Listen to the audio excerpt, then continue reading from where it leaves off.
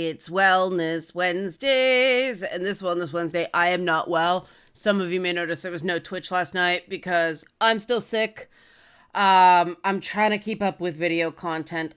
Pardon me if I cough. There's no mute button on this microphone. I guess I can hit the OBS, but yeah, I feel it coming on. Yeah, over a week now, sick. This is 10 days now. Sucks. It's like the after sick asthma thing with me, but I'm so tired because I'm wheezy. And there's just been a lot of stuff I've been dealing with. And so this wasn't what I was originally going to talk about on Wednesday, but it's adjacent and relevant and possibly more useful right now. I've talked about manipulation in the past, and my take on manipulation, coming from a family of addicts, dealing with childhood trauma, having a lot of shit going on and having to unlearn manipulative behaviors. One of the things I learned is that I never had any intention to manipulate people, but I was in fact manipulating people. I just didn't see it for what it is. And this is where we get into the tricky issue of intents and the fact that you can never fully know another person's intent, but there are some behaviors that are just not okay. Whether they understand that or not, they're not okay. So let's get into it. The dictionary of manipulation sucks. It's the act of manipulating someone. Thanks. Awesome. I define manipulation as any tactic that denies someone an otherwise occurring free choice in a situation, either via deception, omission, coercion, or other tactic. Now, for the purposes of this video and the way I look at manipulation, I treat it as morally neutral. It's amoral instead of immoral. It's a thing people do, right? Doing the "here comes the airplane" to a kid to get them to eat their vegetables is a manipulation, but it's harmless, right? We all tell little white lies. We all do things to try to nudge a person in what we believe is the right direction. But for people, say, with autism, with some sort of disability, or both, and that's all neurodivergencies, I find the neurodivergent, myself included, really, really struggle with this kind of thing because it's being nice to a lot of neurotypical people. To us, it's coercive, right? This idea that we have to do something because it's just expected via this unwritten rule. That's a great way to go crazy.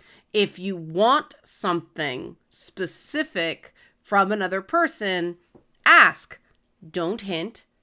Ask.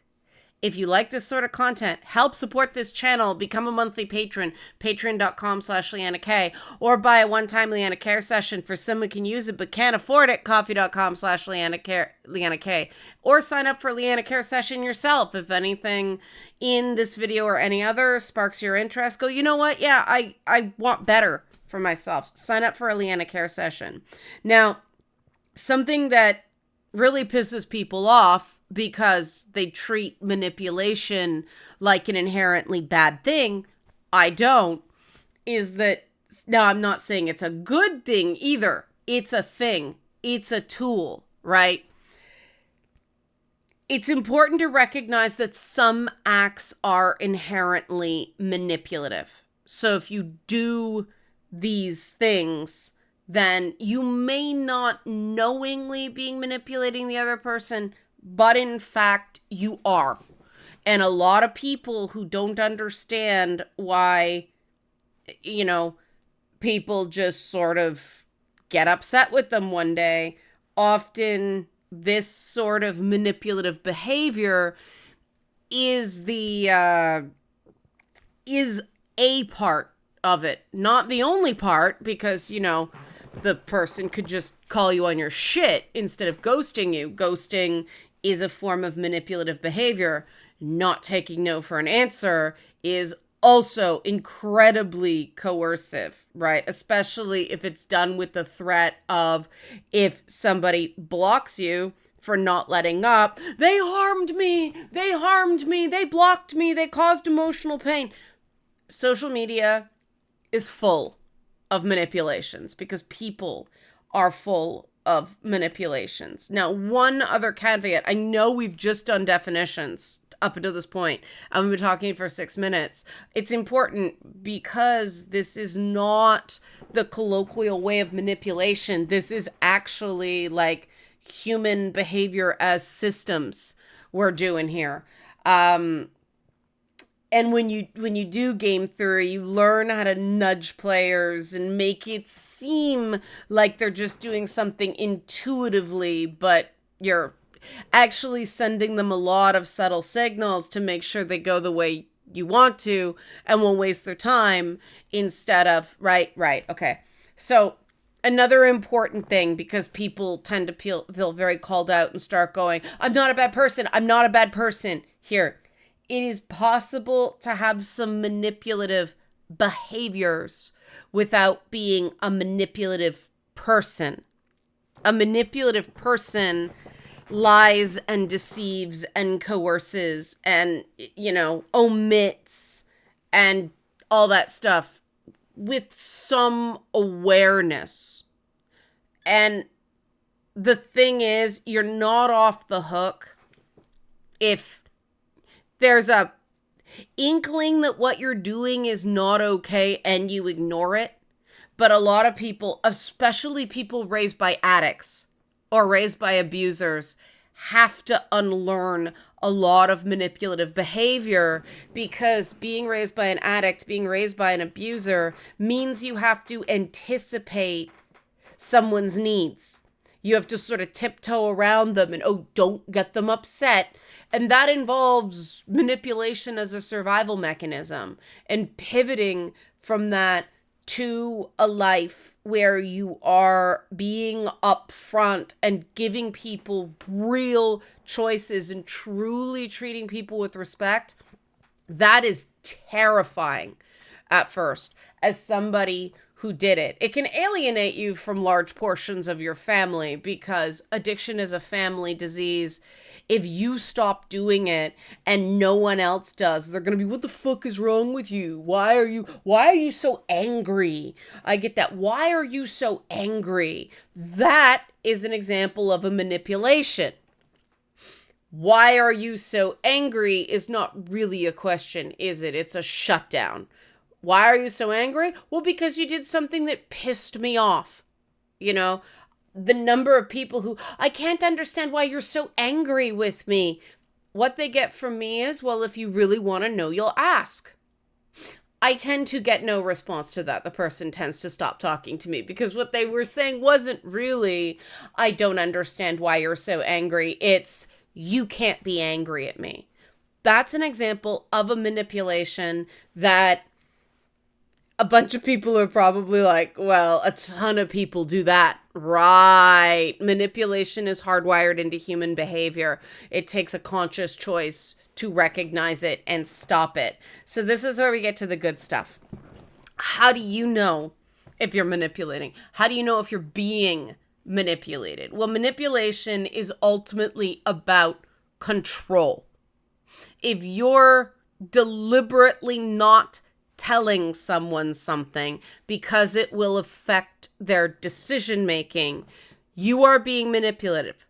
Now, sometimes, when my stepfather was about midway through having Alzheimer's, declining, there were some things we just didn't tell him because he'd do something. He needed to, well, ideally not drink, because of the state of his brain. Every drink was like between 2 and 4, depending, to a regular person.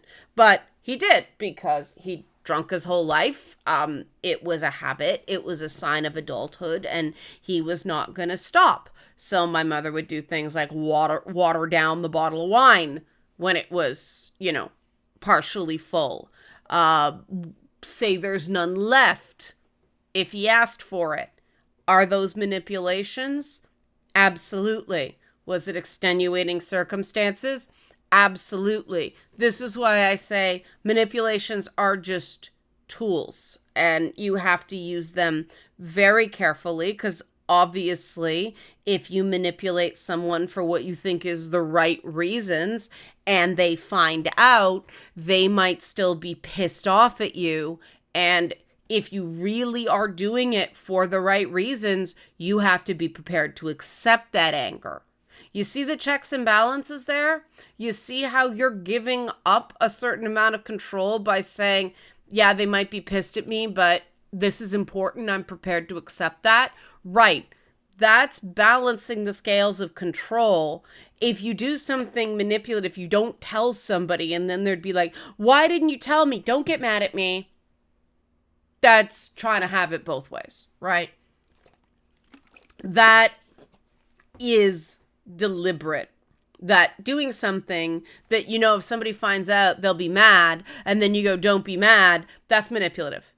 You're only saying that because, the person has every right to be angry, and you just don't want them to be angry at you. Makes sense? Makes sense.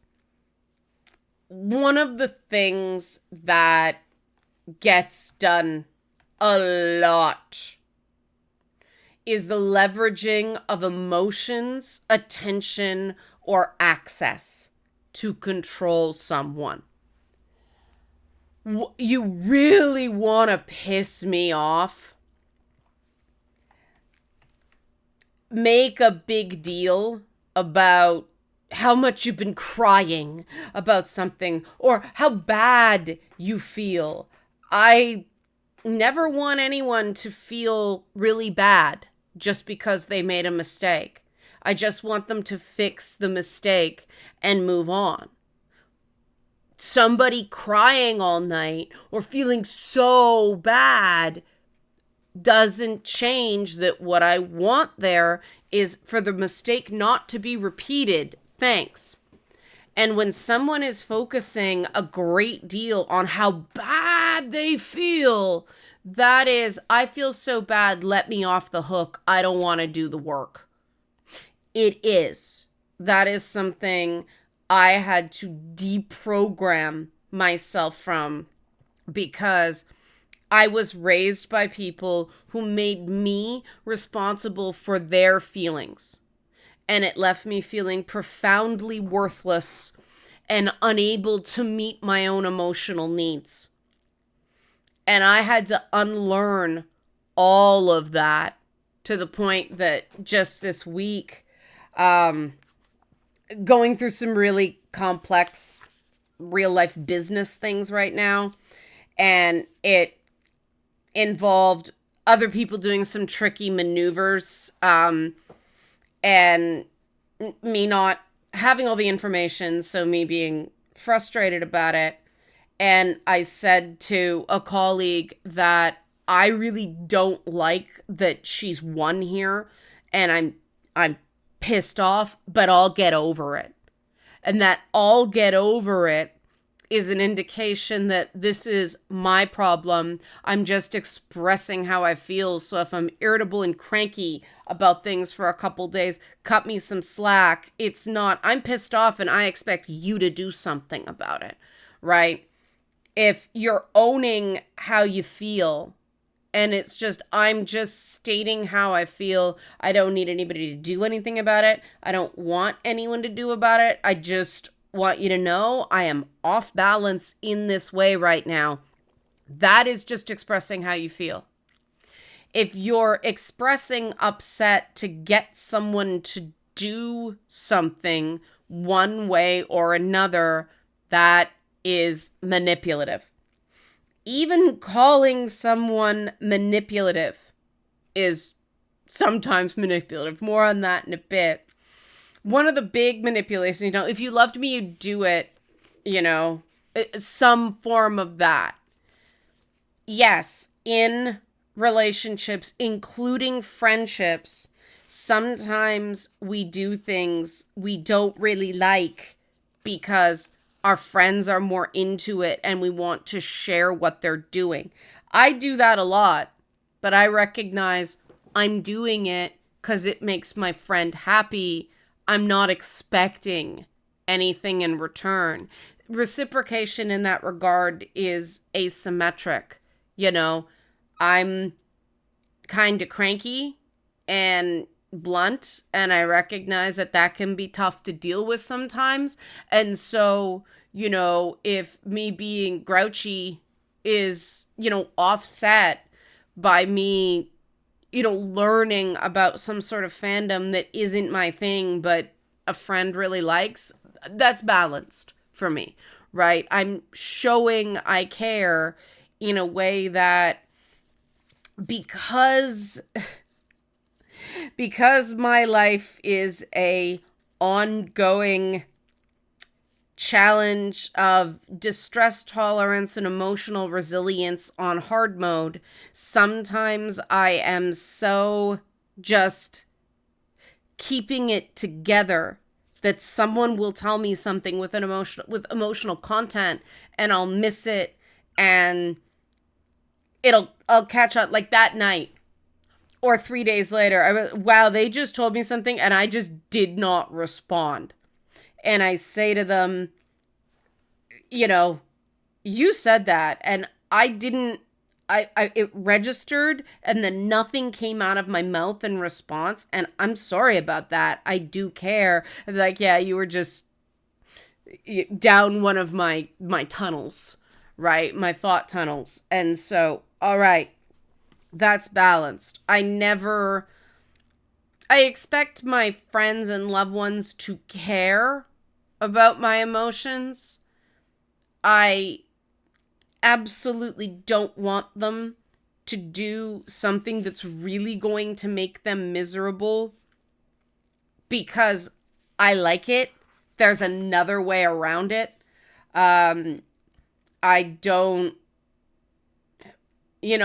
agree with this stuff of a manipulation that I absolutely can't stand is people who invite people they know they don't get along. And when there's an issue, they go, well, it's my birthday. It's for me. I thought you cared about me. Like, these two people can't stand each other. And there's going to be conflict if they're there. So either you're prepared to accept the conflict to have them there, or one of both of them can't be there. And yes, if one of them's there, you're picking sides. Yep, you are.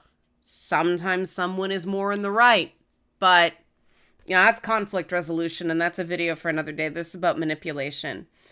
And, chronic interrupting is another manipulation. And this is something that, coming from a talk radio background, doing streams was really hard for me because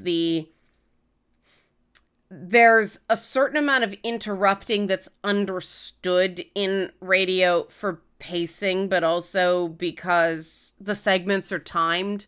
You have to go to a break. And so going to streams where interrupting is seen as a much greater faux pas, that was an adjustment for me. And that was one of those things. I wasn't interrupting to interrupt. I was interrupting because that was the flow I was used to on like TV chat shows. You had to take your moments. Talk radio, you had to take your moments, right? With streams, there was more of this sense of everybody gets a turn, and there are these big, long pauses between things so that no one steps on anybody. And personally, I find that so awkward and boring, but I recognize if I'm in one of those streams, I have to adjust. But people assumed I was doing it to be controlling, and it wasn't that. That was just the flow I was used to. But the best way to show I'm not being controlling is to adapt my behavior. And that's the thing. If someone tells you that something you're doing is having a negative impact on them, the best thing to do is to stop. And that is out of respect for them. If there's a reason that is going to be a challenge for you, then talk about it. But don't get into the, I did this because. That's a manipulation as well. All the reasons in the world that you did something do not change that it's a problem for the other person. Say, agree, yeah, I'll watch that. I just want you to know what was going on with me. You see how you've agreed? You've given control over to them that you've agreed to do something. Now you get to talk. And that's another thing that people do that they don't realize is manipulative, but not agreeing to things before asking for something else. And somebody did that to me the other day, a very smart person, when I said, look, don't put words in my mouth that I didn't say. Well, you don't put words in my mouth that I didn't say. It was just a complete, well, you first. And I said, oh, that is juvenile. No agreement to not do it. It is a manipulation tactic. I do not believe the person was trying to be manipulative. And it was partially because the particular person I was talking to there has certain mental health conditions that mean their emotions burn like lava. And sometimes they just get overwhelmed and they are not their best selves.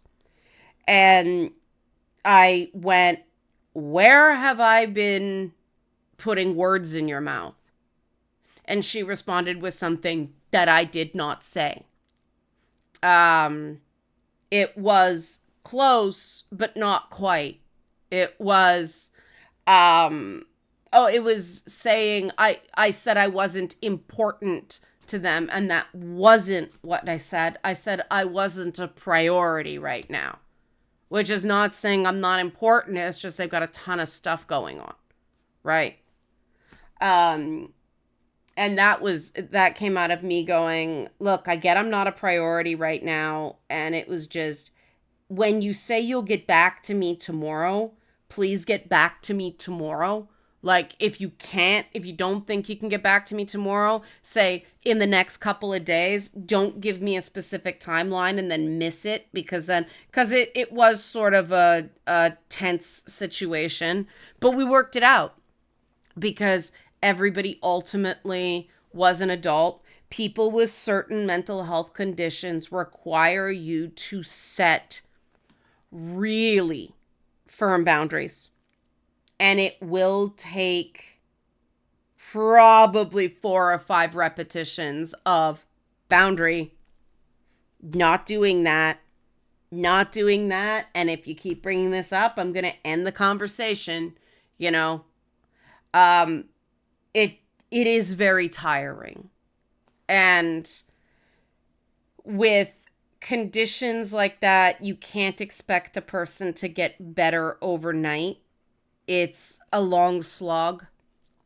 What you can insist on is that they are legitimately putting in an effort, when they calm down and stop being quite so symptomatic, and then they can see your side. Okay. But if it's everybody else's issue and they start abusing therapy speak, another manipulation, that's a problem. And it's not fun, to put it lightly, for the person with the personality disorder or addiction or other things. But the other people in the equation have to matter. And the reason that whole concept of codependency and addiction being a family disease is so important to understand is that everyone else becomes this satellite to the addict. And it can happen with profound mental illness as well. Those boundaries are super important. And if, the person with the severe mental illness insists that you're not validating them because you won't do what they want or you won't agree with them 100%, that is a manipulation of the concept of validation. Concept of validation is acknowledging that this is very hard for them and everyone involved, that you recognize that they are upset. You don't want that. The goal is to make things as painless as possible for everyone without someone completely capitulating. And if, I feel terrible for certain people who have been trained in manipulations because they are so far down that rabbit hole that they don't see that when they're just pushing and pushing and pushing and pushing, and the person's like, I'm not going to give this to you. You got to do this for me first, for instance. And they just keep pushing, pushing, pushing, pushing. You can't cave to that. That's not helping them, and it's not helping you. All that's going to do is create resentment. So when it comes down to it, avoiding manipulation means, one, slowing down, because making everything a time panic, we all get jammed up and things become a scramble, but we all know those people who make everything a scramble. So people have to do things a certain way and there's no choice because now everybody's back is against the wall and it's a big, like video game crunch. Developers who rely on crunch to get it out the door so they don't manage their milestones because they can just crunch again. That's manipulative. Once, okay, but you gotta fix the problems that led to the crunch the first time, or you're relying on it, and that's not fair. And you can think about manipulations as a form of crunch for your relationships. Everybody has to work harder to clean up the mess because things weren't communicated and worked out in advance. And that's a big way to avoid those unintentional manipulations that really communicate. Use I feel statements not as hiding an opinion that the person is not going to like and then say, but I said I feel. Really use them to communicate, I feel stressed right now because we have to make a breakneck decision. So if I'm a little short, just bear with me. It's just frustration of the situation. Something like that, again, doesn't expect the other person to do anything to soothe your emotions. You're just saying, this is where I'm at. Instead of, you always do this. This is so frustrating. I'm done with it. We have to do this my way now. And sometimes that might be appropriate, but that is, emergency situations when someone's totally shit the bed. I find the biggest one is the biggest unintentional thing, and it's because people are horribly conflict averse, is not telling people things because they're afraid they're going to get upset. And here's the thing.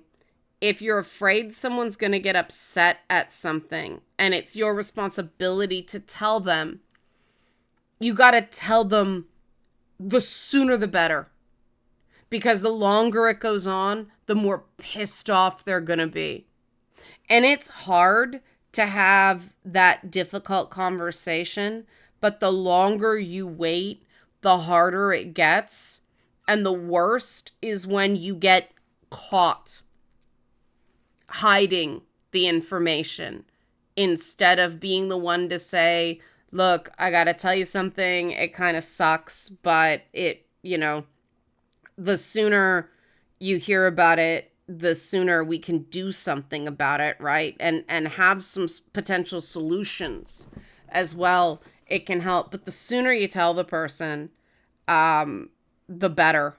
One of the one of the business situations I mentioned would have been so much worse if I hadn't gone, I am not okay with this weeks ago, and prepared there, because it caused, people other than the problematic person to have discussions and not get caught with debt that we didn't run up.